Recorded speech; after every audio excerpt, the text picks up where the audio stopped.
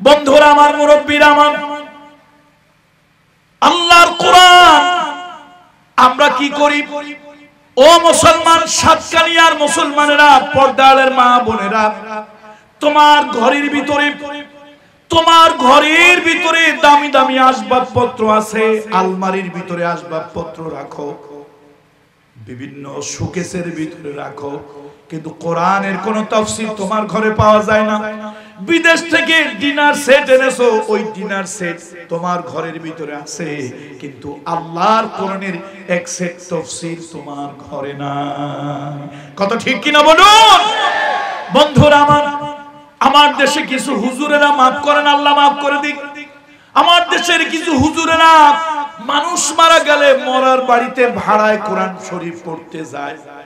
আমার প্রশ্ন হলো, যেই লোকটা জিন্দা থাকতে কোরআন পড়লো না, যেই লোকটা জিন্দা থাকতে কোরআন ধরলো না, যেই লোকটা জিন্দা থাকতে তার বিয়ে শাদী চাকরি নকরি, তার ব্যাংক বিমা অফিস আদালত কোনো কাজে কোরআন লাগলো না, এই লোকটা মারা যাওয়ার পর হাজার খতম কোরআন তার জন্য পড়ে কি লাভ হবে?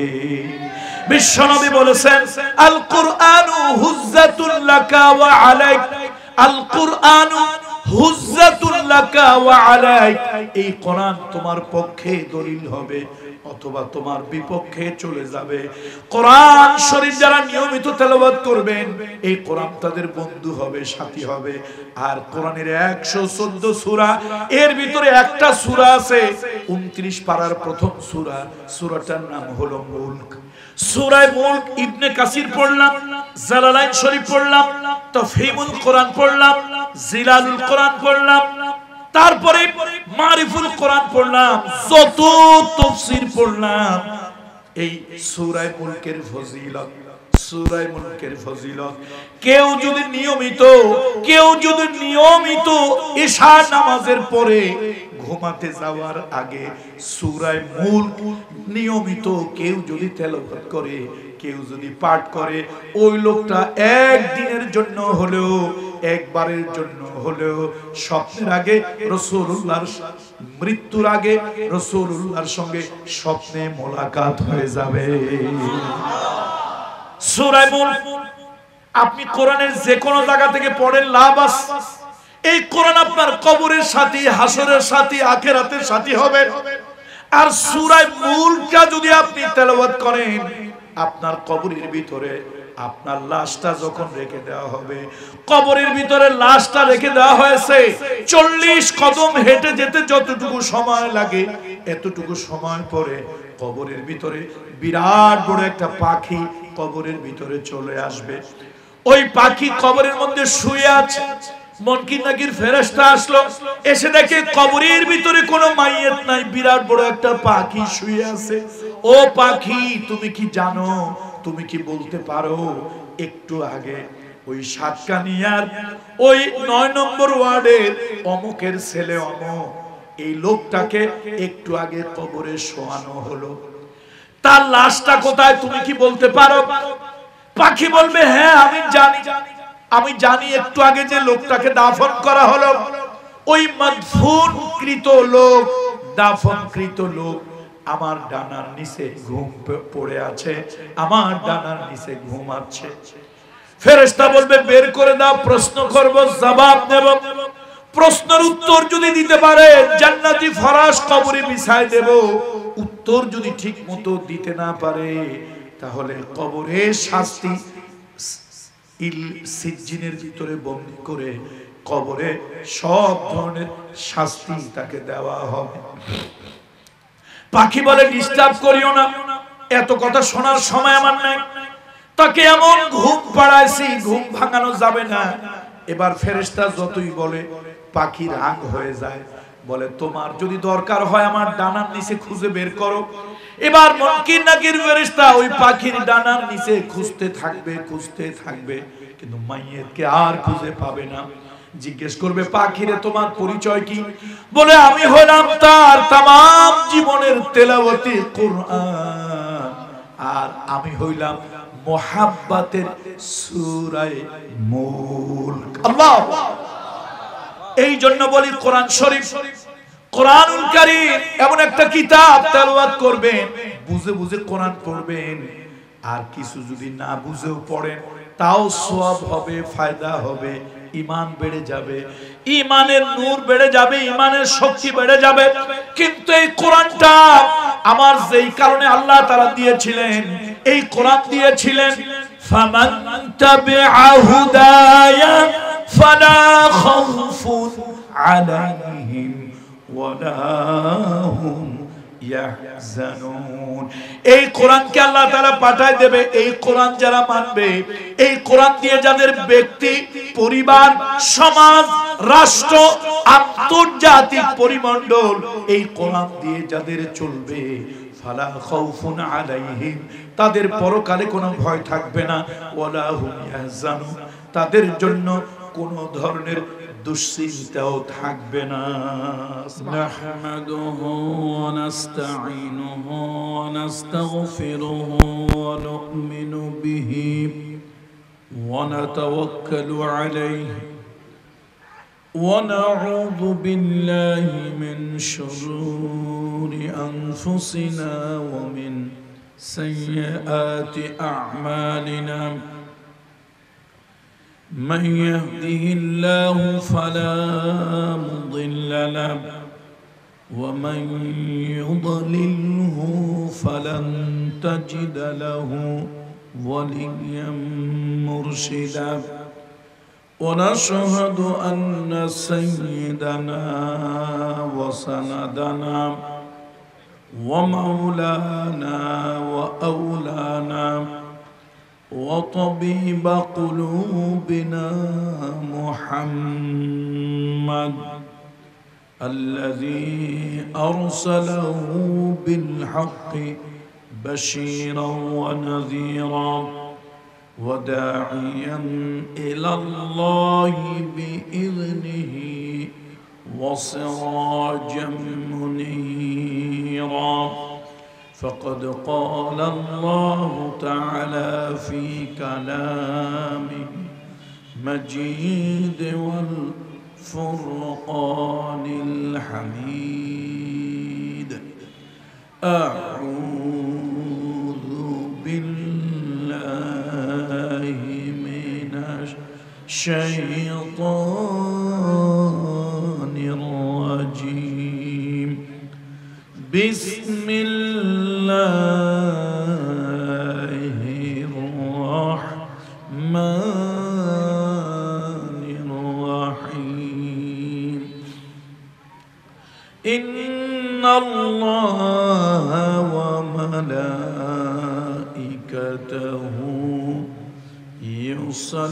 يصلون على النبي يا أيها الذين آمنوا صلوا عليه وسلموا تسليما. اللهم صل على محمد وعلى آل محمد كما صليت على إبراهيم وعلى آل إبراهيم إنك حميد مجيد. بلغ العلا بكماله كشف الدجى بجماله حسنت جميع خصاله. صلوا عليه وآله. मुझे कुछ मिले या न मिले मोहम्मद मिले, यानी वो शय जिसे अल्लाह मिले.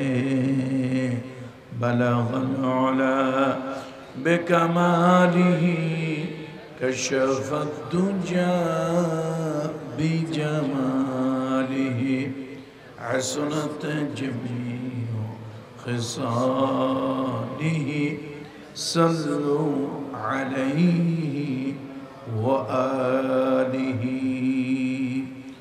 الحمد لله ثم الحمد لله وأما بعد এই ছেলে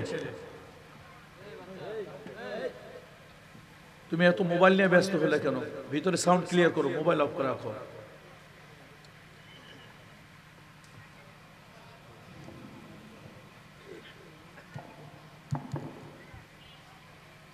আলহামদুলিল্লাহ আল্লাহ তাআলার দরবারে লাখো শুকরিয়া যে আল্লাহ তাআলা আমাদেরকে দ্বীনি মাহফিলে আসার বসার সুযোগ দিয়েছেন সে রব্বে করিমের দরবারে শুকরিয়া আদায় করছি আলহামদুলিল্লাহ আজকের মাহফিলের সম্মানিত সভাপতি মহোদয় জনাব মাওলানা মোহাম্মদ আবু নাসির সাহেব সম্মানিত অতিথিবৃন্দ জনাব আলহাজ নুরুল ইসলাম জনাব অ্যাডভোকেট মোহাম্মদ ইলিয়াস সাহেব সহ সকল সম্মানিত অতিথিবৃন্দের প্রতি আন্তরিক মোবারকবাদ আসলে আপনারা ওয়াজ শেষ হলে যার যার বাড়ি গিয়ে কাঁথা কম্বল মুড়ি দিয়ে ঘুমাবেন আমাদের নামের পাশে বলেন কামরুল ইসলাম সাইদ আনসারী ঢাকা ঢাকা থেকে আমার বাড়ি হচ্ছে সর্বনিম্ন 3 ঘন্টার রাস্তা মাদারীপুর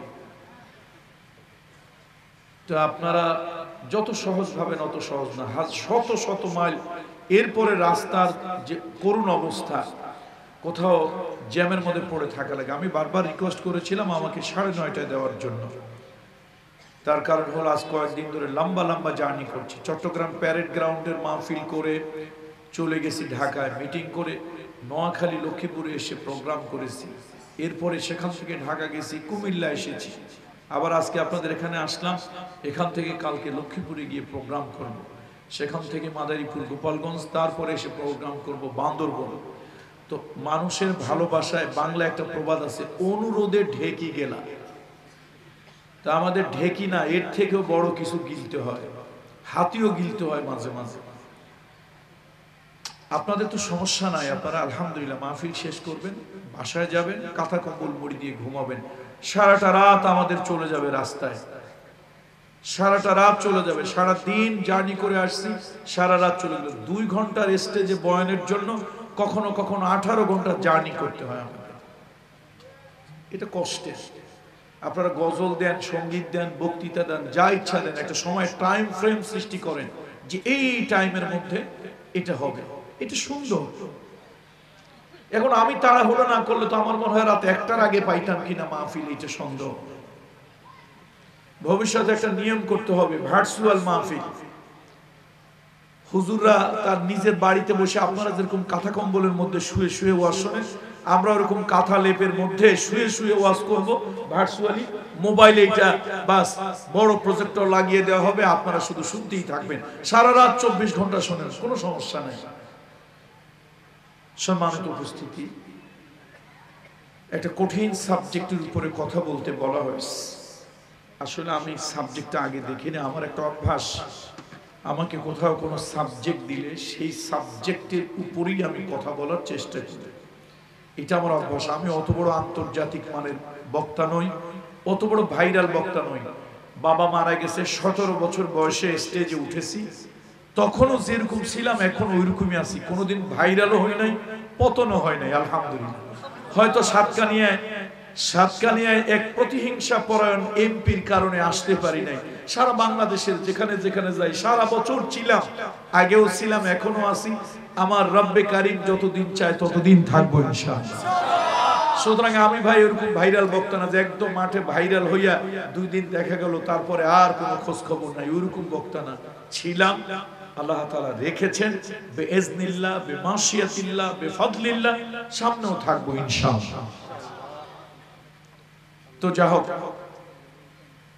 আজকের এই 15তম সিরাতুন নবী সাল্লাল্লাহু আলাইহি ওয়াসাল্লাম মাহফিল ইন্তেজামিয়া কমিটির কাছে অনুরোধ থাকবে এটা আপনাদেরই আজকের মাহফিলের জন্য না আমি যেখানেই যাচ্ছি মাহফিল ইন্তেজামিয়া কমিটির জন্য কিছু নসিহা অধিক রাতে মাহফিল করার এই বদ অভ্যাস পরিবর্তন করুন অনেক দূরে মাইক দিয়ে শব্দ দূষণ থেকে মানুষকে হেফাজত করুন বক্তাদেরকে নির্ধারিত সাবজেক্ট দিয়ে দেন, ওই সাবজেক্টের উপরে তারা কথা বলুক, অহেতুক, অপ্রয়োজনীয়, আননেসেসারি, বেহুদা, বেফাস কথা এগুলি বন্ধ হোক। ওয়াজ মাহফিলগুলো অনেকটা তামাশার পাত্র হয়ে যাচ্ছে এখন। আর কালচারাল প্রোগ্রাম আপনারা করবেন, ইসলামী সংস্কৃতি দরকার আছে। পৃথিবীতে কোনো কিছু খালি থাকে না, খালি যেখানে আছে সেখানে বাতাস হলেও আছে। এই জন্য আপনি যদি সংস্কৃতি থেকে উঠতি বয়সের ছেলেদেরকে মাহরুম রাখেন, বিরত রাখেন, ওরা কিন্তু অপসংস্কৃতি, খারাপ গুনাহের নানান পাপের কাজের দিকে যাবেই। এই জন্য ইসলামী কালচারাল প্রোগ্রাম হলে, ইসলামী সঙ্গীত হলো, দেশাত্মবোধক সঙ্গীত হলো, ইসলামী কিছু আনন্দ বিনোদন হলো, এগুলি হতে পারে, কিন্তু ওয়াজ মাহফিলের সাথে এগুলি না করা ভালো। ওয়াজ মাহফিলগুলো মানুষের মুর্দা দিল জিন্দা করার চেষ্টা করা উচিত। ওয়াজ মাহফিলগুলো অন্ধকার সমাজকে আলোকিত করার চেষ্টা করা হোক। আর সঙ্গীতের জন্য, বিনোদনের জন্য আলাদা সময় থাকবে, তখন আমরা একটু আনন্দ ফুর্তি করব। ইসলাম আনন্দ ফুর্তির বাহিরে নয়। মুহাম্মদ রাসূলুল্লাহ সাল্লাল্লাহু আলাইহি ওয়াসাল্লাম নিজেও একটু আনন্দ ফুর্তি মাঝে মাঝে করছেন।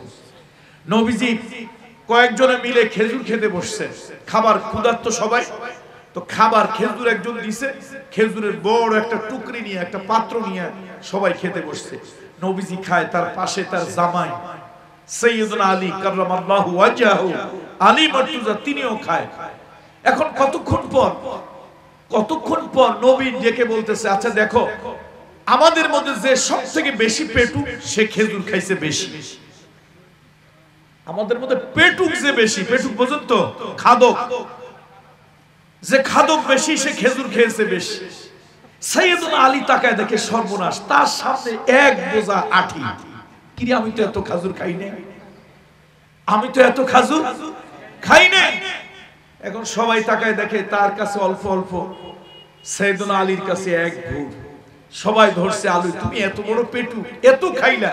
সাইয়্যিদুনা আলী তেরায় তাকায় দেখে রাসূলুল্লাহর সামনে খেজুরের আটি নাই। এখন নবী যখন তাকে নিয়ে একটু তামাশা করছে, সাইয়্যিদুনা আলী বলে, শোনেন, আমাদের মধ্যে সবথেকে খাদক পেটুক হলো সে যে খেজুর তো খাইছে, আটি সুদ্ধা খায় ফেলছে। দেখেন কার সামনে আটি নাই, দেখেন কার সামনে কি নাই, আটি নাই। এই জন্য না, জায়েজ না।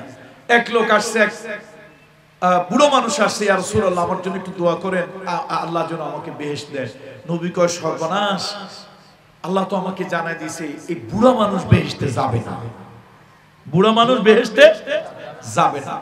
তারপরে তো সেই বুড়া কেঁদে অস্থির হয়ে গেছে। নবী কোথায় গেছিলেন, ঘুরে এসে দেখেন লোকটা কাঁদতেছে। কিরে, তুমি কাঁদতেছো কেন? ইয়া রাসূলুল্লাহ, বেহেশতে যদি বুড়া মানুষ না যায় তো আমার অবস্থা কি হবে? নবী মুস্কি হেসে বললেন, আরে বুড়া মানুষ বেহেশতে যাবে, তবে বুড়া না, যুবক হইয়া নওজোয়ান হয়ে বেহেশতে যাবে। বেচারা তো খুশি, যদি আবার যৌবন বয়স ফিরে আসে তাহলে একটা যুবতী দাদিও ভাগ্যে জুটে যাবে। বুড়া দাদা যদি যুবক হয়, বুড়া দাদা যদি কি হয়, কথা কয় না, বুড়ো দাদা যদি যুবক হয় তাহলে যুবক বয়সে আবার কি জুটবে, একটা যুবতী দাদিও তো জুটে যাবে। বেচারা তো মহা খুশি। কি দাদারা খুশি হয়েছে না? সব বুড়া দাদা কি হয়ে যাবে, যুবক হয়ে যাবে। দাদা যখন যুবক হবে, দাদি কি বুড়ো থাকবে নাকি? যুবতী দাদিও তো জুটে যাবে ইনশাআল্লাহ। একটু হাসি, একটু বিনোদন, সেটা আলাদা হবে। আমি ওয়াজ মাহফিলের সাথে সাংস্কৃতিক প্রোগ্রামগুলো একসাথে আমি পক্ষে নই। ওয়াজ মাহফিলে অতিরিক্ত হাসানো, এর পক্ষে আমি নই। বাংলাদেশে অনেক বক্তা আছেন কমেডি করে, এটা আমার প্রচন্ড রকম, আমার এবং আন্দরকিল্লা শাহী জামে মসজিদের খতিব সাহেব, আমাদের দুইজনের খুব অপছন্দের। এ বিষয়ে আমরা অনেক কথা বলেছি, অনেক বক্তাকে ব্যক্তিগত ইহতেসাব দিয়েছি যে না, টুকিটাকি একটু হাসি রহস্য, তাও সুন্নতের মধ্যে, এবং সেটা তাবাসসুম হাসির পর্যায়ে থাকবে, এর বাহিরে গিয়ে নয়। যা হোক, সিরাতুন নবী সাল্লাল্লাহু আলাইহি ওয়াসাল্লাম মাহফিল। আজকে কিছু কিয়ামতের আগের কিছু ফিতনা, যে বিষয়ের উপরে কিছু কথা আমাকে বলতে বলা হয়েছে, যে ফিতনার কিছু সময় আসবে যখন দ্বীনের উপরে টিকে থাকা কঠিন হবে। রাসূলুল্লাহ সাল্লাল্লাহু আলাইহি ওয়াসাল্লাম এই যে দ্বীনের কঠিন কিছু সময় আসবে যখন দ্বীনের উপরে টিকে থাকা কঠিন হবে, এ বিষয়ে অনেক হাদিস এবং ইসলামী বড় বড় স্কলার তারা শুধুমাত্র এই হাদিসগুলো সংগ্রহ করে বিশাল বড় বড় জগৎ বিখ্যাত আপনার গ্রন্থ রচনা করেছেন। কিতাবুল ফিতান, ফিতনা ফাসাদের এই বিষয়ের উপরে ভবিষ্যৎ জমানায় কি হতে যাচ্ছে, নবিয়ুনা সাইয়্যিদুনা মুহাম্মদ রাসূলুল্লাহ সাল্লাল্লাহু আলাইহি ওয়াসাল্লাম আল্লাহর নবী ভবিষ্যতের অনেক বাক্য বলে গিয়েছেন। উম্মতের জন্য এমন একটা জামানা আসবে, উম্মতের জন্য এমন একটা যুগ আসবে, হাতের তালুর উপরে অঙ্গার কয়লা রাখা যেমন কঠিন হবে, ওই যুগে মানুষের জন্য ঈমান রাখা এর থেকেও বেশি কঠিন হয়ে যাবে। ঈমান বিক্রি হবে, ঈমান বিক্রি হবে, মানুষ তার ঈমান বিক্রি করে ফেলবে, দ্বীন বিক্রি করে ফেলবে, কিতাব বিক্রি করে ফেলবে। সেই জামানার মধ্যে আমরা পড়ে গিয়েছি। আল্লাহ আমাদেরকে এর থেকে হেফাজত করুন, বলি আল্লাহুম্মা আমিন। আল্লাহ নবী মুহাম্মদ রাসূলুল্লাহ সাল্লাল্লাহু আলাইহি ওয়াসাল্লাম মসজিদে নববীতে বসে আছেন।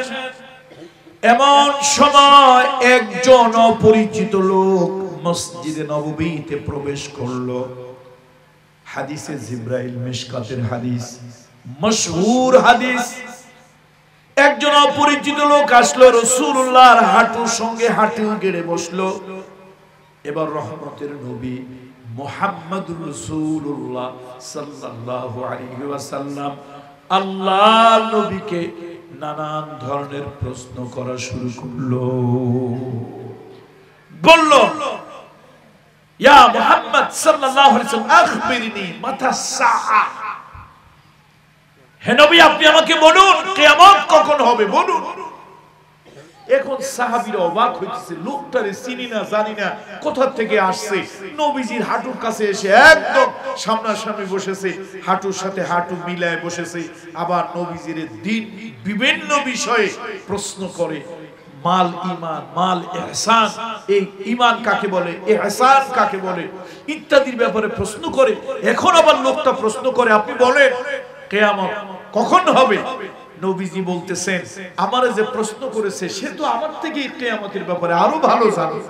সাহাবীরা কয়, লোকটাকে নবী বলে সে ভালো জানে। ইয়া রাসূলুল্লাহ কিছু আলামত বলুন। নবী কিছু আলামত বলতে লাগলেন।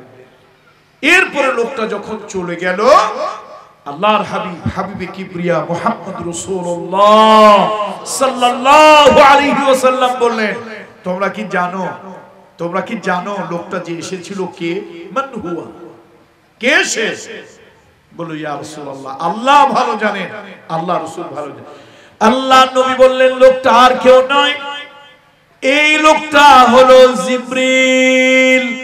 তোমাদের কি দ্বীন শিক্ষা দেওয়ার জন্য তোমাদের মনের ভিতরে অনেক প্রশ্ন জাগ্রত, কিন্তু তোমরা সে প্রশ্নগুলো করতে সাহস পাও না। আল্লাহ রাসূল বলেন, জিবরাইল আমার কাছে এসেছিল আর ওই প্রশ্নগুলো আমাকে তো আমার কাছ থেকে জবাব নিয়ে নিল। সুবহানাল্লাহ। এই জন্য আসুন, আল্লাহ কিয়ামতের বড় বড় আলামত শুরু হয়েছে। এমন একটা জামানা, এমন একটা যুগ আসবে। রাসূলুল্লাহ সাল্লাল্লাহু আলাইহি ওয়াসাল্লাম যে হাদিসের ভিতরে ইঙ্গিত করেছেন, সেই ইঙ্গিতের সে সময়টা আমাদের কাছে আবু হুরায়রা রাদিয়াল্লাহু তাআলা থেকে হাদিস বর্ণিত। قال রাসূলুল্লাহ সাল্লাল্লাহু আলাইহি ওয়াসাল্লাম, আল্লাহ নবী সাল্লাল্লাহু আলাইহি ওয়াসাল্লাম অনেক বিষয়ের মধ্যে নবী সাল্লাল্লাহু আলাইহি ওয়াসাল্লাম বলেছেন। তার মধ্যে যেমন একটা হাদিস, গুরুত্বপূর্ণ একটি হাদিস, রাসূলুল্লাহ সাল্লাল্লাহু আলাইহি ওয়াসাল্লাম বলেছেন, ওয়া আন আলী ইবনে আবি তালিব রাদিয়াল্লাহু তাআলা আনহু قال قال رسول الله صلى الله عليه وسلم يوشك أن يأتي على الناس زمان لا يبقى من الإسلام إلا اسمه ولا يبقى من القرآن إلا رسمه مساجدهم عامرة وهي خراب من الهدى. الله النبي বললেন, আমার উম্মতের জন্য ইউশিকু আইয়াতিয়া আলান নাস জামানুন, মানুষের জন্য অচিরেই একটা সময় আসবে, জামানা আসবে, কাল আসবে, যুগ আসবে, লা ইয়াবকা মিনাল ইসলাম ইল্লা ইসমুহু, ইসলাম থাকবে তবে নামে মাত্র থাকবে, অর্থাৎ নাম ছাড়ার প্রকৃত ইসলাম থাকবে না। আল্লাহর যে ইসলাম, স্পিরিটওয়ালা ইসলাম, আল্লাহ তাআলার পক্ষ থেকে যে দ্বীন ইসলাম, জীবন বিধান ইসলাম, ওই ইসলাম শুধু নামেই থাকবে, কিন্তু স্পিরিট, তার ঈমানি রূহানিয়াত ইসলামের আর থাকবে না। ইসলামের শুধু নাম থাকবে, কিন্তু ইসলামের কোনো রূহানিয়াত থাকবে না। আমি তো আল্লাহ তাআলা আমাকে নেয় মধ্যপ্রাচ্যের অনেক জায়গায়, আমাদের বাঙালিদের কিছু চরিত্র আছে, আমরা বাটপারি, টাউটারি, আর হলো কি ওই যে বেদাত, এইটা করি। না হলে মধ্যপ্রাচ্যের কিছু লোক আছে, ওদের অনেক আগে আমরা বেহেশতে যাব। মধ্যপ্রাচ্যের এমন অনেক জায়গা আছে যেখানে গেলে বোঝা যায় না এগুলো কি মুসলমানের বাচ্চা না কাফেরের বাচ্চা, বোঝার কোনো উপায় নাই। আমি জর্ডানে গিয়েছিলাম সফরে, মিশরে তো গিয়েছি একাধিকবার, জর্ডানে গেলাম। আল্লাহ বিশ্বাস করেন, মুসলমান দেখলে এগুলো মুসলমান নাকি মালাউন বোঝাই মুশকিল। মুসলমানের ভিতরে কোনো মুখের মধ্যে নাই দাড়ি, এটা একটা ওয়াজিব পর্যায়ের সুন্নত, খেলা খেলা করেন নয়। হ্যাঁ, দাড়ি রবীন্দ্রনাথ ঠাকুরের আছে, দাড়ি কাফের বেদিনের আছে, কিন্তু মুহাম্মদ রাসূলুল্লাহর ইত্তেবা, আল্লাহর হাবিবের সুন্নত, আল্লাহর হাবিবের অনুকরণ, অনুসরণ। এক গাছা দাড়ির মূল্য এত বেশি, আল্লাহর আরশ কুরসি এক পালায় দিলে, আর মুহাম্মদ রাসূলুল্লাহ ইত্তেবা সুন্নতের একটা দাড়ি এক পালায় দেওয়া হলে নবীজির সুন্নতের ইত্তেবার দাড়ি ওই আরশ কুরসি থেকে অনেক বেশি মূল্যবান। कि मोहम्मद से वफा तूने तो हम तेरे हैं, ये जहां चीज ही क्या लौह कलम तेरे। গোটা জর্ডান খুঁজে একজন আলেম ইমামের মুখে দাড়ি পাইলাম, মাথায় টুপি পাইলাম। গেছিলাম বাইতুল মুকদ্দাস মসজিদ, এই ফিলিস্তিনি, তার প্রায় 25 কিলোমিটার কাছাকাছি। এত কঠিন অবস্থা, আর সামনে যাওয়ার কোনো সুযোগ নাই। তারপরে সেখানে সবাই বলল যে এখানে একজন পয়গম্বরের কবর আছে। তো চিন্তা করলাম এই পয়গম্বরের কাছে একটু যাই, জিয়ারত করি, নামাজ আদায় করি। মসজিদ যেহেতু কবর আছে, তো মসজিদও আছে আশেপাশে, মুসলমান আছে। তারপরে মাশাআল্লাহ গেলাম, সেই পয়গম্বর হলো ইউশা বিন নুন আলাইহিস সালাম। পরে কি নাম? ইউশা বিন নুন আলাইহিস সালাম। মুসা আলাইহিস সালামের দোয়ায় আল্লাহ তাআলা দুইজন মানুষকে নবী বানায় দিয়েছেন। একজন হলেন হারুন আলাইহিস সালাম, মুসা আলাইহিস সালামের ভাই। আল্লাহ কাছে যাও মুসা, ফেরাউনের কাছে দাওয়াত দাও, তবে মেজাজ ঠান্ডা রাখিয়া দাওয়াত দিও, একটু ওয়াজ তো একটু সুন্দর সুন্দর ভালো ভালো কথা বুঝায় দাওয়াত দিও। এখন মুসা আলাইহিস সালামকে আল্লাহ, আপনি আমার রাগ বুঝেন না, আপনি আমার রাগ জানেন না যে আমার রাগটা কেমন। এই ফেরাউন উল্টাপাল্টা কথা কইলে তো আমার মেজাজ ঠান্ডা রাখতে পারবো না। আল্লাহ কার নাম মুসা একটু ঠান্ডা, দিনের দাওয়াত হয় ঠান্ডা মেজাজে, ঠান্ডা ভাষায়। কয় যে আল্লাহ, আমি তো ঠান্ডাই রাখতে চাই, কিন্তু ফেরাউনের উল্টাপাল্টা কথা শুনলে তো মাথার চাঁদি টান্দি গরম হয়ে যায়, ঠান্ডা তো রাখতে পারি না। তো আল্লাহ একটা কাজ করে, আমার ভাই হারুন, ওর মাশাআল্লাহ মেজাজ টেজাজ ভালো আছে, ওরে যদি আপনি নবুয়ত দেন আর সে যদি দাওয়াত দেয়, আমি একটু পাশে থাকলাম, আমি তাল দিলাম, আর সে দাওয়াতটা দিল। আর আপনি তো জানেন আমার রাগ উঠলে গো গো আমার মুখ দিয়ে কথাই ঠিক মতো বের হয় না। তো ওকে দেখ আল্লাহ তাআলা তাকে নবুয়ত দিয়ে দিলেন। আরেকজন হলো মুসা আলাইহিস সালাম, খিজির আলাইহিস সালামের সাথে দেখা করতে যাবে। কি সে ঘটনা শোনেন না আপনারা? একটা বক্তৃতায় মুসা আলাইহিস সালাম বলছিলেন, কথা বলতেছিলেন, একজন বলল, হুজুর বর্তমান যুগের সবথেকে জ্ঞানী ব্যক্তিকে আপনি? পয়গম্বর মুসা আলাইহিস সালাম বললেন, হ্যাঁ। আল্লাহ তাআলা ডেকে কয়, মুসা তুমি সবথেকে বড় জ্ঞানী নও, তোমার থেকেও কিছু বড় জ্ঞানী আছে। তো আল্লাহ তাআলা তার সাথে আমি একটু মোলাকাত করতে চাই। তো ঠিক আছে, করবে, আমি আল্লাহ তাআলা ব্যবস্থা করে দেব, যাও। তবে আমি আল্লাহ তোমার দিয়ে একটা কুদরত ঘটাবো, কিয়ামত পর্যন্ত মানুষ এটা মনে রাখবে। তোমারে আমি সেই ব্যক্তির কাছে নিয়ে যাব পথ দেখানোর জন্য, তবে কোনো জিন্দা জিনিস দিয়ে নয়, মুর্দা জিনিস দিয়ে। এই দুনিয়ায় পথ দেখায় জিন্দা জিনিসে, তোমারে পথ দেখাবে মুর্দা জিনিসে। তুমি মাছ ধরো, মাছ ফ্রাই করো, ভাজো, ভাজা মাছ নিয়ে রওনা হও। সেই ভাজা মাছ সাগরের তীর দিয়ে হাঁটতে থাকবে, ওখানে যেখানে গিয়ে লাফিয়ে পড়বে সেখানে তোমার জন্য রাস্তা সুড়ঙ্গ তৈরি হবে।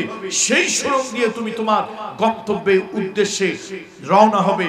আল্লাহর একজন বান্দা, আমার একজন বান্দা খিজির আলাইহিস সালাম, তার সাথে তোমার দেখা হয়ে যাবে। মুসা আলাইহিস সালামকে আল্লাহ রাস্তাঘাট চলার পথ, এটা তো অনেক বিপদ আপদের তো কোনো সীমা নাই, তো আমি একা একা যাই রাস্তাঘাটে, একা বোকা সমান, আমার সাথে একজন লোক থাকলে ভালো হয় না? আল্লাহ যা অনুমতি দিলাম, তো এক যুবকের সাথে নিছে। এই যুবকের নাম হলো ইউশা বিন নুন। সুবহানাল্লাহ। বাড়ি গিয়ে বলেন, এখন দরকার নাই।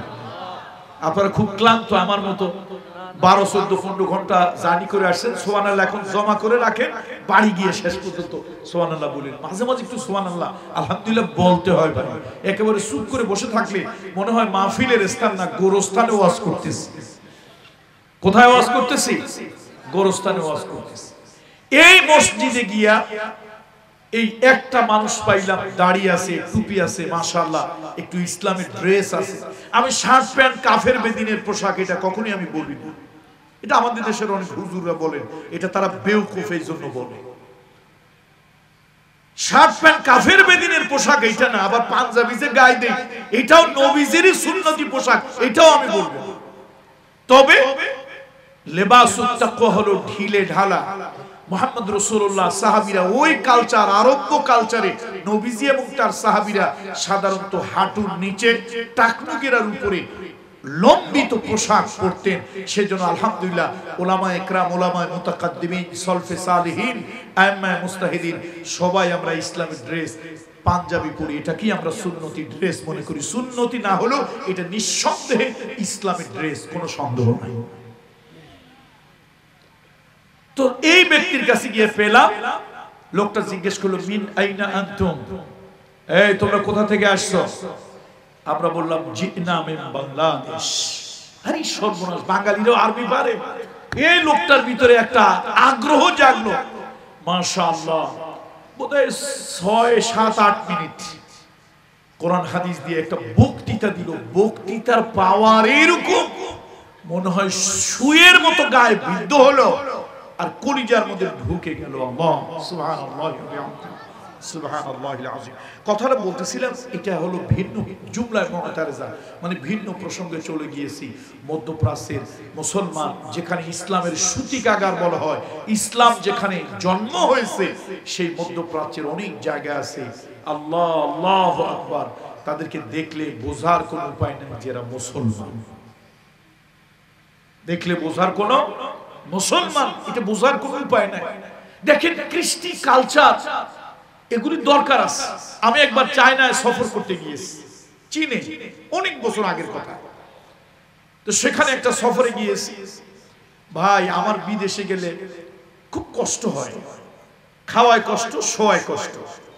আমি যার তার খাবার খেতে পারি না, আর যেই সেই বিছানায় শুইতে পারি।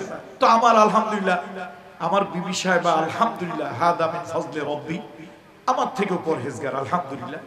তো সেইটা বোঝে, দুনিয়ার যেখানেই যাই তো আমার শোয়ার জন্য উনি কিছু না কিছু কাপড় দিয়ে দেয়, অর্থাৎ বিছায়া শোয়া, গায়ে দেওয়া।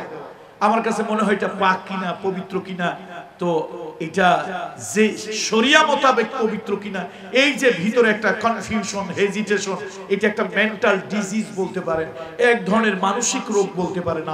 আমি হেজিটেশন ফিল করি, শান্তিতে ঘুম হয় না। তো নিজের একটা পবিত্র বিছানা বিছায়া ঘুমাইলে মাশাআল্লাহ শান্তিতে ঘুম আসে। ইটের মতো শক্ত বিছানা হইলে অসুবিধা নাই, আর একেবারে খড়ের মতো নরম বিছনা হইলে অসুবিধা নাই। মোটামুটি বিছনাটা পবিত্র, এইটা আমার মনের মধ্যে গাঁথলে আলহামদুলিল্লাহ আমি সেখানে শুইতে পারি। আলু ভর্তা হোক, মরিচ পোড়া হোক, ভাতটা রান্নাটা মুসলমানের হালাল, এইটা হলে আমি যে কোনো জায়গায়, যে কোনো গরিবের ঘরে হোক, বড় লোকের ঘরে হোক, 5 তারা হোটেল হোক, 1 তারা হোক, খেতে পারি। না হলে আমার বিদেশে সফরে, আমার এই বয়সে আমি যত গিয়েছি, বেশি কষ্ট হয় আমার খাওয়া। আমি যেই সেই খাবার, যার খাবার, যেই সেই কোনো হোটেলের খাবার, এগুলি আমি খেতেই পারি না। এখন চায়নায় গেছি, পাশাপাশি পর্ক, গরু অর্থাৎ শূকরের গোশত। এখন কোনো কিছু মুখে দিতে গেলেই আসে আল্লাহ, এর মধ্যে কি শূকরের তেল ঢুকলো কিনা, খাবার আর খাই না, ফল টল এটা সেটা খাইয়া কোনো মতে থাকি। মনে মনে আল্লাহর কাছে চাইতেছি, আল্লাহ যদি একটা ব্যবস্থা হইতো, যদি একটা ব্যবস্থা হইতো। তো গাইডকে বললাম, বললো ওইখানে একটা মার্কেট আছে, তোমরা মার্কেট করতে পারবা, সেখানে ছোট্ট একটা মসজিদ আছে, নামাজও পড়তে পারবা। এখন অবশ্য আপনারা এই সাতকানিয়া লোহাগাড়ার লোকেরা জানে, এখন চায়নায় প্রচুর মসজিদ হয়েছে, প্রচুর মুসলিম কমিউনিটি হয়েছে, এবং মাশাআল্লাহ এখন বাংলাদেশি অনেক দেশের মুসলমানরা চায়নায় যায়, এখন এগুলো হয়েছে। আমি যেটা বলতেছি 18-20 বছর আগে, তখন কিন্তু যেখানে সেখানে মুসলিম হোটেল, মুসলিম কমিউনিটি, মুসলিমদের প্রেয়ার প্লেস এগুলি পাওয়া যেত না চায়না। তো আমি আল্লাহকে ডাকতেছি, ক্ষুধায় আমার পেট জ্বলে যাচ্ছে, কোথাও গিয়ে কিছু খেতে পারতেছি না। দেখেন আল্লাহর কি কুদরত, আমার মাথায় টুপি, আমার গায়ে পাঞ্জাবি, পরনে পায়জামা। আমাকে আমার গাইড বললো যে আমরা মার্কেট করি, তুই এই কোন একটা প্রেয়ার প্লেস আছে, সেখানে গিয়ে তোর প্রেয়ারকে, তোর নামাজকে তুই পড়ে নে। তো ওই জায়গা দিয়ে লোক একটা ঘোরে, আমি নামাজ পড়ে বের হয়েছি, ও আমার জড়ায় ধরছে। আমি চিন্তা করলাম ব্যাপার কি, লোকটাকে আমার জড়ায় ধরলো কেন? শেষে আমার এসে ভাঙা ভাঙা ভাবে জিজ্ঞেস করলো, তুই মুসলিম নিশ্চয়? মনে হয় অবশ্যই আমি মুসলিম। বলে আমি একজন মুসলমান খুঁজতেছি। কেন? সে কিছু আপ্যায়ন করবে। আমি মনে মনে কই, মান জাদ্দা ওয়াজাদা, আরে বেটা তাড়াতাড়ি কর, দেরি করিস কেন, আমি তো এইটাই চাই। তো সে আমার কেমনে চিনছে? আমার ড্রেস দেখেই তো চিনেছে নাকি? আচ্ছা বলেন, আমার মাথায় যদি টুপি না থাকতো, মুখে যদি দাড়ি না থাকতো, গায়ে যদি এই ইসলামী পোশাক, সুন্নতি বললাম না, ইসলামী পোশাক যদি না থাকতো, আমি যে মুসলমান এটা কি বুঝতে পারতো?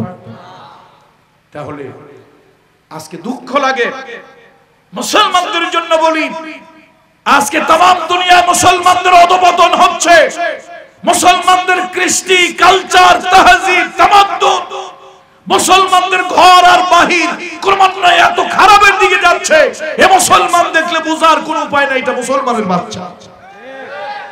মুসলমানের বিয়ে শাদী, সাতকানিয়া লোহাগাড়া কি আছে জানি না, বাংলাদেশের অনেক জায়গায় অলরেডি পরিবর্তন হয়ে গেছে। মুসলমানের বিয়ে দেখলে এখন বোঝার কোনো উপায় নাই এটা মুসলমানদের বিয়ে। এটা দেখলে বুঝতেই হয় এটা বিজাতীয় কালচার, অন্য জাতি, অন্য ধর্মের লোকদের বিবাহ শাদী চলতেছে। নাউযুবিল্লাহি।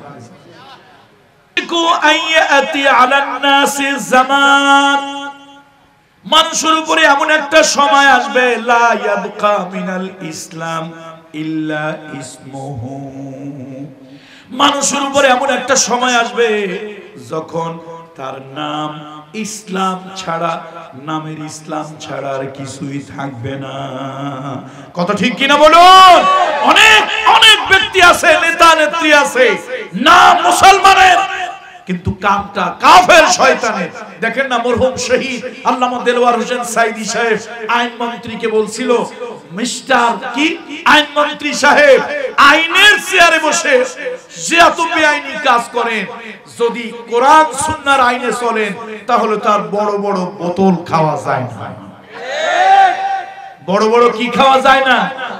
বোতল খাওয়া যায় না। কথা কি সঠিক না কত ভুল? অবশ্যই সঠিক। আর আসলে আল্লাহওয়ালা যারা, আল্লাহর ওলি যারা, আল্লাহর ওলিরা কিন্তু এই চোখ দিয়ে দেখে নয়, তারা গায়েব থেকে কথা বলে না, গায়েব আল্লাহ জানে। বলেন মুসলমানের আকীদা পরিষ্কার করেন, গায়েব কে জানে? বলেন গায়েব কে জানে? গায়েবের মালিক হলো আল্লাহ। আল্লাহ যারা ওলি, ইত্তাকু ফিরাসাতাল মুমিন ফাইন্নাহু ইয়ানজিরু বিনূরিল্লাহ। আল্লাহর ওলিদেরকে ভয় পাও। আল্লাহর ওলিরা চর্ম চোখ দিয়ে নয়, অন্তরের ভিতরে দুটো চোখ আছে, ওই চোখ দিয়ে দেখে তারা কথা বলে। এই জালিমেরা যখন জুলুম করতেছিল তখন মরহুম শহীদ আল্লামা দেলওয়ার হোসেন সাইদি সাহেব বলেছিলেন, জালিমেরা জুলুম করো, সময় একদিন আসবে যেদিন পালানোর জন্য ইঁদুরের গর্ত খুঁজে পাবে না। আল্লাহর ওলি সে কথাটা কি সত্য হয়েছিল? পৃথিবীতে আমি তো ঢাকা বিশ্ববিদ্যালয় রাষ্ট্রবিজ্ঞানে কিছুদিন হলো পড়াশোনা করছি, আপনারা জানেন, শুনেছেন ইতিপূর্বেও, আগেও শুনেছেন। আমার পড়াশোনায়, আমার যত সামান্য পড়াশোনায় আমি 1000 ইয়ার্স, 1000 বছরের ইতিহাস বিগত দিনে 1000 বছরের ইতিহাস আমার জানা মতে কোন দেশের প্রধানমন্ত্রী, মন্ত্রী পরিষদ, কনস্টিটিউয়েন্সি হলো 300, এখানের পার্লামেন্টারিয়ান হচ্ছে 330 জন। এই 300 কনস্টিটিউয়েন্সির 330 জন পার্লামেন্টারিয়ান, বড় বড় ঊর্ধ্বতন অফিসার, 550 থানার ওসি, এমনকি জাতীয় মসজিদের খতিব সহ একযোগে একসাথে পালিয়ে গিয়েছে। বিগত পৃথিবীতে 1000 বছরের ভিতরে এমন ইতিহাস দ্বিতীয় আরেকটা না। কত বছরের ভিতরে নাই? কথা বলে না, কত বছরের ভিতরে? 1000 বছরের ভিতরে পৃথিবীতে যত আন্দোলন, রিভলিউশন, গণ অভ্যুত্থান, গণবিপ্লব, এই যে ফিউ ডেজ এগো একটা গণ অভ্যুত্থান হয়েছে কোথায়? সিরিয়ায়। তার আগে হয়েছে কোথায়? শ্রীলঙ্কায়। পৃথিবীতে বড় বিপ্লবের ভিতরে একটা হয়েছিল ইরানে। এরকম পৃথিবীতে অন্তত 10টা বিপ্লবের ইতিহাস আপনারা ইতিহাস থেকে অথবা রাষ্ট্রবিজ্ঞানের বই থেকে খুঁজে বের করে দেখেন। 10টা, 20টা, 50টা গণ অভ্যুত্থান, গণবিপ্লব পৃথিবীতে এরকম যা হয়েছে, এরকম ঘটনা বাংলাদেশে যা ঘটছে পৃথিবীর অন্য কোথাও ঘটে নাই।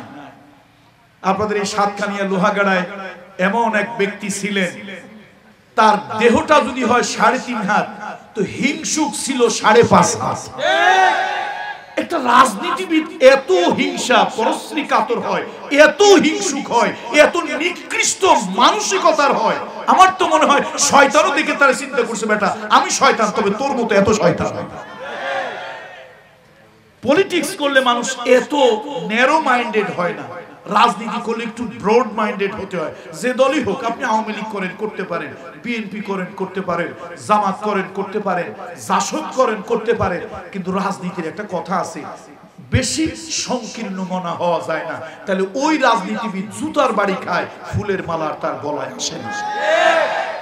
যে দলের হোক, আওয়ামী লীগের যদি আপনি হন, একটু ব্রড মাইন্ডেড হবেন, লোকজনকে দেখলে ভালোবাসবেন, মামলা দেবেন না, এলাকার লোকদেরকে হয়রানি করবেন না, এলাকার লোকদেরকে দৌড়ের উপরে রাখবেন না। আপনি এক সময় ক্ষমতা থাকবে না, এলাকার লোকদেরকে আপনাকে ভালোবাসবে, পালাতে হবে না। আর এলাকার লোকদেরকে ধরে ধরে মিথ্যা মামলায় দেবেন, 10 বছর 15 বছর বাড়িতে আসতে দেবেন না, ঘরে ঘুমাইতে দেবেন না। দেখবেন আপনারও একদিন ক্ষমতাচ্যুতি হবে, সেদিন আপনি জনগণের লাত্তি গুতার উষ্টা খাইয়া জেলের মধ্যে পৌঁছবেন, পাবলিক আপনার পক্ষে কেউ গিয়ে দাঁড়াবে না। এই জন্য রাজনীতি কোন দল করেন আমি জানি না, যে দলই করেন মনটা একটু বড় রাখবেন। দেখেন আপনাদের শাহজাহান চৌধুরী, সে কোন দলের এটা আমার দেখার বিষয় না। মানুষটা শত্রুরে দেখলেও বুকে জড়ায় ধরে, হাসি দেয়, হ্যান্ডশেক করে, এটা একটা নেতার গুণ, যে দলের হোক। এই আপনাদের পার্শ্ববর্তী কনস্টিটিউয়েন্সি কি জানো এমপির নাম ছিল? নজরুল। আমি একাধিকবার মাহফিল করেছি, লোকেরা নজরুলকে বলেছে আপনি আওয়ামী লীগের এমপি, আনসারী সাহেব মাহফিল করে আপনার এলাকায়, আনসারী সাহেব মাহফিল করলে আমার অসুবিধা কি? এরপরে একবার তার দলের লোকজন গেছে, গিয়ে কইছে আনসারী সাহেব দিয়ে একটা মাহফিল দেওয়াবো কিনা? কয় দেও, তবে বলিও যেন আমাদেরকে একটু গালাগালিটা না করে। আচ্ছা, একটা লোক যদি এই কথা কয়, যত বড় শত্রু হোক, গালি কি আর তারে দেওয়া যায়? বলেন, আপনি বলেন, দেওয়া যায় বিবেক থাকলে? তো আমি কেমনে তারে গালি? না, গালি দেওয়ার যদিও কথা হয়, একটা লোক যদি এই কথা বলে যে ঠিক আছে উনি মাহফিল করুক, আমার তো কোনো অসুবিধা নেই, কোরআন হাদিসের কথা বলবে, খালি একটু অনুরোধ করিও আমাদেরকে যেন বেশি গালি ঠালি না দেয়। এই কথা বললে, এই কথা যখন আমি শুনছি, আমি চিন্তা করলাম না, গালি 2-4টা দিতে চাইছিলাম, অন্তত দেওয়া যাবে না। যে বেটা এরকম একটা কথা বললো, তারে গালি কেমনে দেয়? বন্ধুরা আমার, আসুন, ইসলাম নামে আছে কিন্তু কাজে থাকবে না, এমন একটা সময় আসবে। রাসূলুল্লাহ সাল্লাল্লাহু আলাইহি ওয়াসাল্লাম বলেছেন, ইল্লা ইসমুহু ওয়ালা ইয়াবকা মিনাল কুরআন ইল্লা রাসমুহু।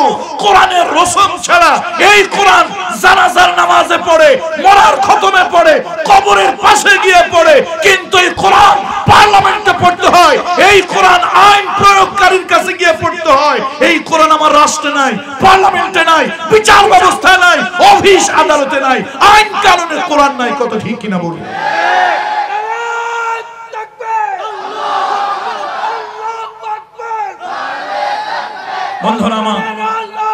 বন্ধুরা আমার, এই কোরআন এসেছে শুধু তেলাওয়াত করার জন্য, পৃথিবীতে কোরআন আসে না। শুধু তেলাওয়াত করার জন্য আসে না। হ্যাঁ, কোরআন তেলাওয়াত করতে হবে। আমি আবার এর বিপক্ষে না, আবার উল্টো পাল্টা বুঝবেন না। কিন্তু কোরআন তেলাওয়াত এমন একটা কিতাব, তেলাওয়াত করলে সওয়াব আছে। আলহামদুলিল্লাহ বলে। বুঝে পড়লে তেলাওয়াত করলে সওয়াব আছে, না বুঝেও যদি কেউ তেলাওয়াত করে, সহি শুদ্ধ তেলাওয়াত করে কিন্তু বোঝে নাই, তাও সওয়াব আছে। এটা পৃথিবীতে একমাত্র কিতাব, কোরআনের ক্ষেত্রে এটা প্রযোজ্য। পৃথিবীতে আর কোনো বই নাই যা না বুঝে পড়লে কোনো ফায়দা নাই। কিন্তু কোরআন, আল্লাহু আকবার, বুঝে তেলাওয়াত করলেও সওয়াব, না বুঝে করলেও সওয়াব আল্লাহ দেয়। বন্ধুরা আমার, মুরব্বিরা আমার, আল্লাহর কোরআন আমরা কি করি? ও মুসলমান, সাতকানিয়ার মুসলমানেরা, পর্দালের মা বোনেরা, তোমার ঘরের ভিতরে দামি দামি আসবাবপত্র আছে। আলমারির ভিতরে আসবাবপত্র রাখো, বিভিন্ন শোকেসের ভিতরে রাখো, কিন্তু কোরআনের কোন তাফসীর তোমার ঘরে পাওয়া যায় না। বিদেশ থেকে ডিনার সেট এনেছো, ওই ডিনার সেট তোমার ঘরের ভিতরে আছে, কিন্তু আল্লাহর কোরআনের এক সেট তাফসীর তোমার ঘরে না। কত ঠিক কিনা বলুন? বন্ধুরা আমার দেশে কিছু হুজুরেরা, মাফ করেন, আল্লাহ মাফ করে দিক, আমার দেশের কিছু হুজুরেরা মানুষ মারা গেলে মরার বাড়িতে ভাড়ায় কোরআন শরীফ পড়তে যায়। আমার প্রশ্ন হলো, যেই লোকটা জিন্দা থাকতে কোরআন পড়লো না, যেই লোকটা জিন্দা থাকতে কোরআন ধরলো না, যেই লোকটা জিন্দা থাকতে তার বিয়ে শাদী, চাকরি নকরি, তার ব্যাংক, বীমা, অফিস, আদালত, কোনো কাজে কোরআন লাগলো না, এই লোকটা মারা যাওয়ার পর হাজার খতম কোরআন তার জন্য পড়ে কি লাভ হবে? বিশ্বনবী বলেছেন, আল কুরআনু হুজ্জাতুল লাকা ওয়া আলাইক, আল কুরআনু হুজ্জাতুল লাকা ওয়া আলাইক, এই কোরআন তোমার পক্ষে দলিল হবে অথবা তোমার বিপক্ষে চলে যাবে। কোরআন শরীফ যারা নিয়মিত তেলাওয়াত করবেন, এই কোরআন তাদের বন্ধু হবে, সাথী হবে। আর কোরআনের 114 সূরা, এর ভিতরে একটা সূরা আছে 29 পারার প্রথম সূরা, সূরাটার নাম হলো মুলক। সূরা মুলক ইবনে কাসির পড়লাম, জালালাইন শরীফ পড়লাম, তাফহিমুল কোরআন পড়লাম, জিলালুল কোরআন পড়লাম, তারপরে মারিফুল কোরআন পড়লাম, যত তাফসীর পড়লাম। এই সূরা মুলকের ফজিলত, সূরা মুলকের ফজিলত, কেউ যদি নিয়মিত ইশা নামাজের পরে ঘুমাতে যাওয়ার আগে সূরা মুলক নিয়মিত কেউ যদি তেলাওয়াত করে, কেউ যদি পাঠ করে, ওই লোকটা একদিনের জন্য হলেও, একবারের জন্য হলেও স্বপ্নের আগে রাসূলুল্লাহর মৃত্যুর আগে রাসূলুল্লাহর সঙ্গে স্বপ্নে মোলাকাত হয়ে যাবে। সূরা মুলক আপনি কোরআনের যে কোনো জায়গা থেকে পড়েন, লাভ আছে। এই কোরআন আপনার কবরের সাথী, হাসরের সাথী, আখিরাতের সাথী হবে। আর সূরা মুলকটা যদি আপনি তেলাওয়াত করেন, আপনার কবরের ভিতরে আপনার লাশটা যখন রেখে দেওয়া হবে, কবরের ভিতরে লাশটা রেখে দেওয়া হয়েছে, 40 কদম হেঁটে যেতে যতটুকু সময় লাগে, এতটুকু সময় পরে কবরের ভিতরে বিরাট বড় একটা পাখি কবরের ভিতরে চলে আসবে। ওই পাখি কবরের মধ্যে শুয়ে আছে। মুনকির নাকির ফেরেশতা আসলো, এসে দেখে কবরের ভিতরে কোনো মাইয়াত নাই, বিরাট বড় একটা পাখি শুয়ে আছে। ও পাখি, তুমি কি জানো, তুমি কি বলতে পারো, একটু আগে ওই সাতকানিয়ার ওই 9 নম্বর ওয়ার্ডের অমুকের ছেলে অমুক, এই লোকটাকে একটু আগে কবরে শোয়ানো হলো, তার লাশটা কোথায়, তুমি কি বলতে পারো? পাখি বলবে, হ্যাঁ আমি জানি, একটু আগে যে লোকটাকে দাফন করা হলো, ওই মাদফুনকৃত লোক, দাফনকৃত লোক আমার ডানার নিচে ঘুম পড়ে আছে, আমার ডানার নিচে ঘুমাচ্ছে। ফেরেশতা বলবে, বের করে দাও, প্রশ্ন করব, জবাব দেব। প্রশ্নের উত্তর যদি দিতে পারে জান্নাতি ফরাশ কবরে বিছায় দেব, উত্তর যদি ঠিক মতো দিতে না পারে তাহলে কবরের শাস্তি সিজ্জিনের ভিতরে বন্দী করে কবরে সব ধরনের শাস্তি তাকে দেওয়া হবে। পাখি বলে, ডিস্টার্ব করিও না, এত কথা শোনার সময় আমার নাই। তাকে এমন ঘুম পাড়াইছি, ঘুম ভাঙানো যাবে না। এবার ফেরেশতা যতই বলে পাখি রাগ হয়ে যায়, বলে তোমার যদি দরকার হয় আমার ডানার নিচে খুঁজে বের করো। এবার মুনকির নাকির ফেরেশতা ওই পাখির ডানার নিচে খুঁজতে থাকবে, খুঁজতে থাকবে, কিন্তু মাইয়েতকে আর খুঁজে পাবে না। জিজ্ঞেস করবে পাখিরে তোমার পরিচয় কি? বলে আমি হলাম তার তামাম জীবনের তেলাওয়াতি কুরআন, আর আমি হইলাম মুহাব্বতের সূরা মুলক। আল্লাহ, এই জন্য বলি কোরআন শরীফ, কোরআনুল কারীম এমন একটা কিতাব তেলাওয়াত করবেন, বুঝে বুঝে কোরআন পড়বেন। আর কিছু যদি না বুঝেও পড়েন তাও সওয়াব হবে, ফায়দা হবে, ঈমান বেড়ে যাবে, ঈমানের নূর বেড়ে যাবে, ঈমানের শক্তি বেড়ে যাবে। কিন্তু এই কোরআনটা আমার যেই কারণে আল্লাহ তাআলা দিয়েছিলেন, এই কোরআন দিয়েছিলেন ফামান তাবিআ হুদায়া ফালা খাউফুন আলাইহিম ওয়ালা হুম ইয়াহজানুন। এই কোরআনকে আল্লাহ তাআলা পাঠায় দেবে। এই কোরআন যারা মানবে, এই কোরআন দিয়ে যাদের ব্যক্তি, পরিবার, সমাজ, রাষ্ট্র, আন্তর্জাতিক পরিমণ্ডল এই কোরআন দিয়ে যাদের চলবে, ফালা খাউফুন আলাইহিম, তাদের পরকালে কোনো ভয় থাকবে না, ওয়ালা হুম ইয়াহজানুন, তাদের জন্য কোনো ধরনের দুশ্চিন্তাও থাকবে না। সুবহানাল্লাহ, সুবহানাল্লাহ। এই জন্য রাসূলুল্লাহ সাল্লাল্লাহু আলাইহি ওয়াসাল্লাম বলেছেন ওয়ালা ইয়াবকা মিনাল কোরআন ইল্লা রাসমুহু, কোরআনের রসুম থাকবে। এই যে তাফসীর, এই যে কোরআনের মাহফিল রসুম হয়ে গেছে। আল্লাহ maaf করুন, আল্লাহ maaf করুন, অনেক মাহফিল এখন রসুম হয়ে গেছে। মাহফিল থেকে হেদায়েত হওয়ার কথা, কিন্তু হেদায়েত হচ্ছে না, প্রতিযোগিতা। ওই মহল্লার লোকেরা মাহফিল করছে, ওদের থেকে আমাদের মাহফিল জাকজমক হওয়া দরকার, জাকজমক হওয়া দরকার। আর আমাদের বক্তাদের একটা রোগে পাইছে, আমাদের একটা রোগ হইছে। ওই যে কিছুদিন আগে আসছিল একটা ভাইরাস, ভাইরাসটার নাম জানো কি? করোনা। আমাদের একটা ভাইরাসে আক্রান্ত হইছে, এটার নাম হলো ভাইরাল। আমরা ভাইরাল হইতে হবে। অনেক বক্তা আছেন, ভালো ভালো টপিকসের উপরে আলোচনা করেন, মাশাআল্লাহ দারুণ ইলমে কথাবার্তা বলেন। পাবলিক মাঠে আছে 3 জন বক্তা, একজন আসছে ওয়াজ, কোথায় মাথা, কোথায় ঠ্যাং, কোথায় পাও, কোথায় হাত, কোনো কিছু ঠিক নাই। হাজার জনতা, পাবলিক কি কারণে গেল, উনিও বা কি কারণে গেল, পাবলিক কি কারণে আসলো, উনি কি কারণে কি বললো, কোনো খবরই নেই। এরকম বক্তা আমাদের দেশে আছে। ভাইরা ভাইরা অনেক বক্তা আছেন, আল্লাহ মাফ করুন আমাদেরকে, যার কথার সাথে আমলের কোনো মিল নাই। আল্লাহ মরহুম সাইদি সাহেব হুজুর রহমাতুল্লাহ আলাইহি, মরহুম সাইদি সাহেব হুজুরের প্রথম জীবনের খাদেম যারা আছেন, প্রথম জীবনে শোনেন, এই বয়ান হলো, এই বয়ানটা হলো এক ধরনের জাদু, এক ধরনের জাদু। এই মুখের বাণী দিয়ে মানুষের হৃদয় জয় হয়। সাইদি সাহেব হুজুরের প্রথম জীবনের খাদেম, মক্কা মদিনায় আছে, হুজুরের খাদেম কাতারে আছে, কুয়েত, বিভিন্ন জায়গায় যারা প্রথম জীবনে এক বিছানে, তখন হুজুরকে লোকেরা অত চিনত না, এক বিছানে থাকতেন, এক রুমে থাকতেন, পাশাপাশি সিটে থাকতেন। তারা আমাকে স্নেহ করেন, অনেকে আমাকে ছোট ভাইয়ের মতো বুকে জড়িয়ে ধরেন, বলেন ছোট ভাই, সাইদি সাহেব হুজুরের সাথে এত বছর খেদমত করেছি, রইছি, এত ব্যস্ত, এত কিছু, একটা রাত হুজুরের তাহাজ্জুদের নামাজ কাজা হইতে দেখি নাই। কোন নামাজ? আর আমরা তো ফরজ নামাজি, আল্লাহ মাফ করুন।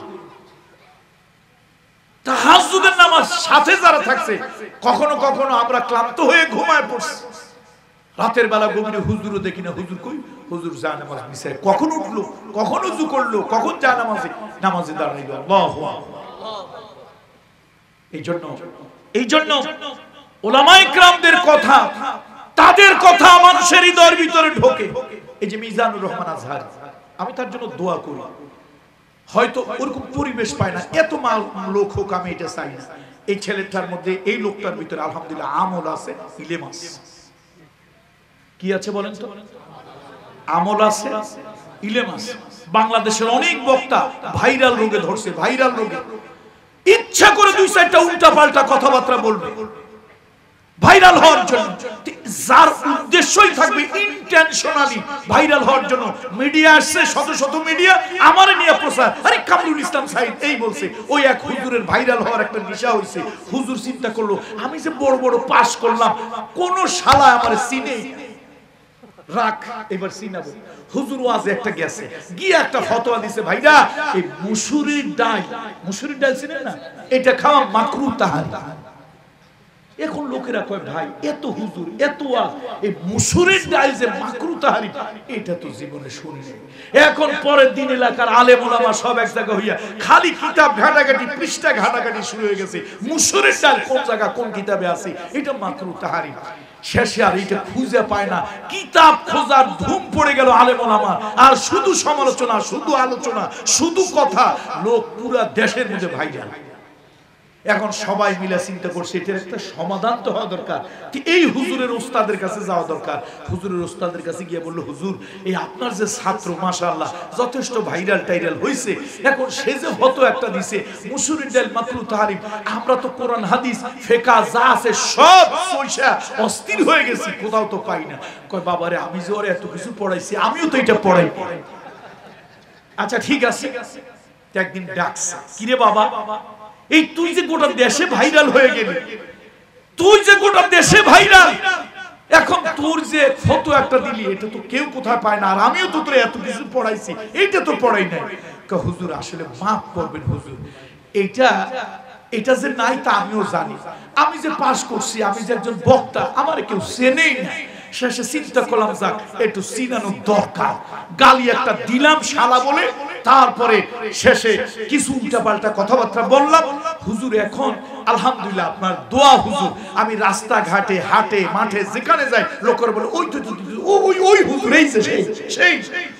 এখন আমার হুজুর সবাই চিনে, আমার হুজুর সবাই চিনে। এরকম আমাদের কিছু লোকদের যদি এই চরিত্র হয়, আল্লাহ আল্লাহ মাফ করুন, বলেন আল্লাহুম্মা আমিন। আল্লাহ আমাদেরকে মাফ করুন। আমাদের যদি রোগে ধরে তো আপনাদের অবস্থা কি হবে?